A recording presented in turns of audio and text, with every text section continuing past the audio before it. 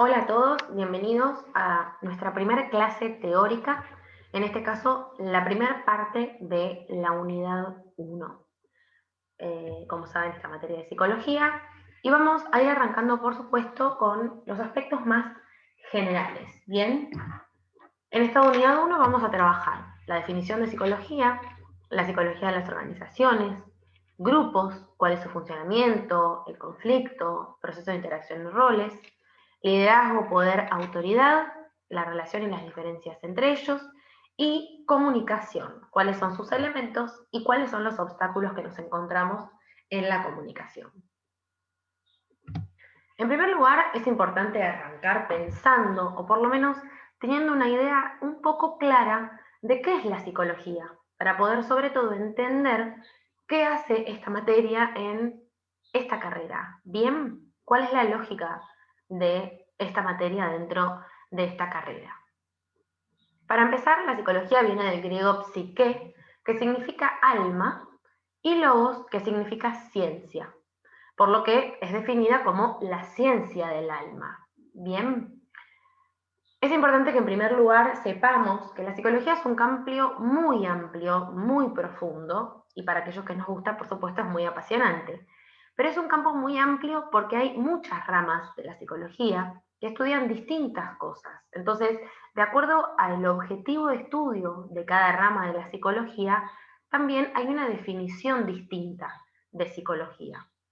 Pero más allá de estas distintas definiciones, a grandes rasgos, ¿qué es lo que pretende hacer la psicología? Pretende explicar cómo percibimos, cómo aprendemos, recordamos, resolvemos nuestros problemas, nos comunicamos, sentimos y nos relacionamos con otras personas, desde el nacimiento hasta la muerte, en relaciones íntimas y en grupos. Quiere entender, medir y explicar la naturaleza de la inteligencia, la motivación y la personalidad, así como nuestras diferencias individuales y de grupo. Es decir, que muchas de las cosas que estudia la psicología son individuales, es decir, desde cada persona y cómo cada persona puede percibir, aprender, recordar, pero a su vez también cuáles son las lógicas de grupo o cuáles son las características que tenemos las personas de acuerdo al grupo al que pertenecemos. Bien, es importante que tengamos en cuenta que en realidad la definición se está todo el tiempo como actualizando. La psicología se redefine de manera continua, va a decir el material de lectura. ¿Por qué? Porque no es una definición estática que desde que se creó la psicología hasta hoy se sostiene, sino que la definición se va modificando. Bien, sobre todo teniendo en cuenta la variedad de campos, de métodos y de objetos de estudio que tiene. Para la APA, que es la Asociación Americana de Psicología, hay 53 divisiones de distintos tipos de psicología. Entonces, de acuerdo a cada campo, cada método y cada objeto de estudio, va a haber una definición un poco más específica de qué es la psicología. Ahora, ¿cómo nace la psicología? La psicología va a nacer como parte de la filosofía y logra independizarse como ciencia bastante recientemente, a fines del 1800. Todavía igual guarda un estrecho vínculo con la filosofía, porque muchas de las preguntas filosóficas históricas eh, son preguntas que se fueron contestando con la psicología. Entonces, en gran parte, la historia de la psicología es la historia de la filosofía misma. ¿Sí? La psicología surge con un marcado interés ante una urgencia de poder aplicar esta ciencia a contenidos más concretos.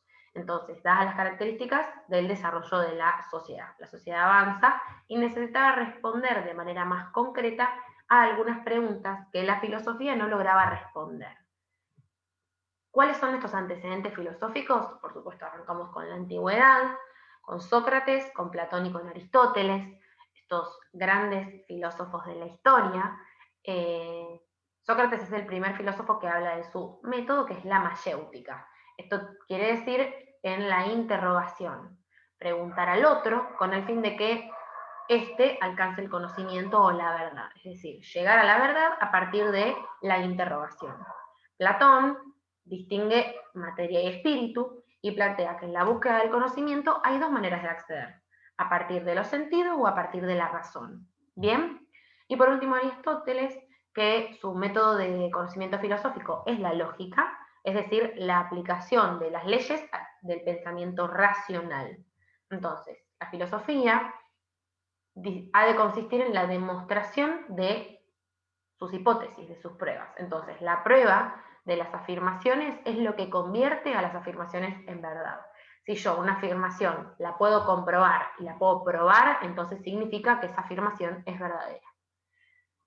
Aristóteles va a plantear que la naturaleza tiende a un fin e instala la idea de la finalidad del conocimiento. Propone que las actividades del alma se asientan como funciones de las actividades corporales. Entonces, el alma y el cuerpo para él no van separadas, sino que van de la mano, ¿bien? Y unas se asientan sobre otras. Ahora, en la Edad Media, se aplican con rigor el método de la lógica, que es el método de Aristóteles. Entonces, la importancia es la discusión de los filósofos entre sí o del filósofo consigo mismo. Llegamos a la modernidad con René Descartes, que se preocupa por tener una evidencia clara y distinta de cómo llegar a esta verdad indubitable, y sobre todo aparece esto de la dualidad o el dualismo mente-cuerpo. Descartes va a proponer un método preintuitivo y pone el acento en la razón como fundamento del conocimiento.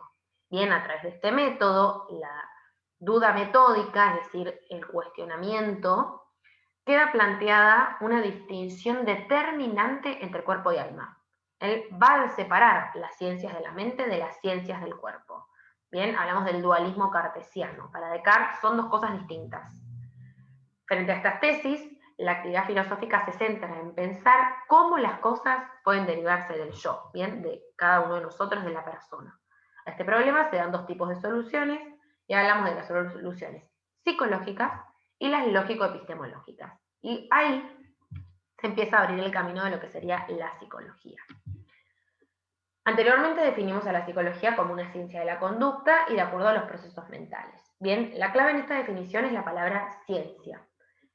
Los psicólogos confían en el método científico cuando se trata de responder a las preguntas. Obtienen datos a partir de una observación cuidadosa y sistemática, van a desarrollar teorías para poder explicar esto que observaron y tienen que volver a hacer nuevas predicciones para poder contrastarlas sistemáticamente y poder identificar si estas observaciones y si las hipótesis que ellos tenían son correctas o no. De esta manera, al igual que todos los científicos, los psicólogos utilizan el método científico para describir, entender y predecir y a la larga obtener cierto grado de control sobre lo que se estudia. Bien, entonces esto es importante que sepamos que en realidad el método científico no es solo para científicos. Entonces, repasemos un poco. Desde la época de Platón y Aristóteles, la gente se pregunta acerca de la conducta humana y los procesos mentales. Pero recién no, hasta fines del siglo XIX que se empieza a aplicar el método científico a estas preguntas que durante siglos habían desconcertado a los filósofos. Solo entonces, finales del siglo XIX, la psicología se constituye como una disciplina científica formal, separada de la filosofía, colocándose los cimientos de una nueva psicología, es decir, la ciencia de la psicología. Lo que hace de punto de quiebre es la construcción del primer laboratorio experimental de psicología creado por William Wundt en 1879. Bien, ahí es donde se considera a la psicología como una ciencia separada de todo el resto de las ciencias. Entonces, ¿qué es la psicología después de dicho todo esto? Si bien no existe una definición unívoca, podemos realizar una aproximación general diciendo que la psicología es la ciencia que se ocupa de estudiar todo lo que hacen, sienten y piensan los seres humanos de acuerdo a su modo de ser, las circunstancias que viven y su relación con los demás. ¿Para qué sirve estudiar psicología? Digamos, podemos pensar para qué nos sirve ahora en instrumentación quirúrgica estudiar psicología. Podemos aproximarnos a una idea. Cuando la psicología era parte de la filosofía, sirve fundamentalmente para responder inquietudes intelectuales y espirituales, pero luego comienza a buscar soluciones más concretas a los trastornos mentales de todo tipo. En la actualidad, los conocimientos psicológicos se aplican para comprender mejor y modificar el comportamiento humano en casi todos los escenarios de la realidad social. En el mundo contemporáneo, la psicología sirve para conocer a las personas concretas, para proveer y modificar situaciones que puedan afectarlas en sus distintos ámbitos. Es decir, en la familia, en el trabajo, en las distintas etapas de su vida, en su educación y en sus relaciones. Pudiendo estudiar la psicología, podemos justamente modificar algunas situaciones que no son las mejores, ya sea en el ámbito laboral, en el ámbito educacional, en sus relaciones con el resto de las personas. Bien, entonces la psicología puede ser aplicada a distintos ámbitos o campos, especializándose según los temas predominantes que cada uno de estos campos tenga y recibiendo distintas denominaciones.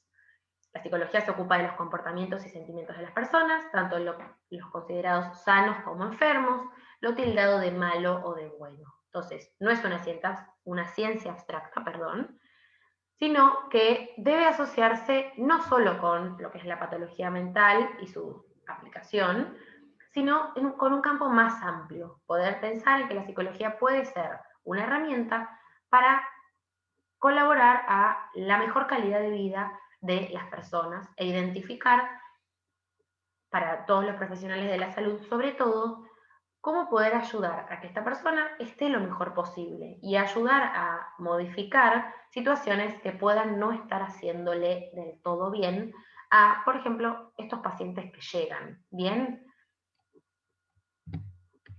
eso sería por ahora esta primer parte de la unidad 1, como una aproximación a lo que es la psicología y poder empezar a pensar por qué la estudiamos en instrumentación quirúrgica. Cualquier duda que tengan, me pueden escribir por mail o por la plataforma y yo les voy a contestar lo más rápido que pueda.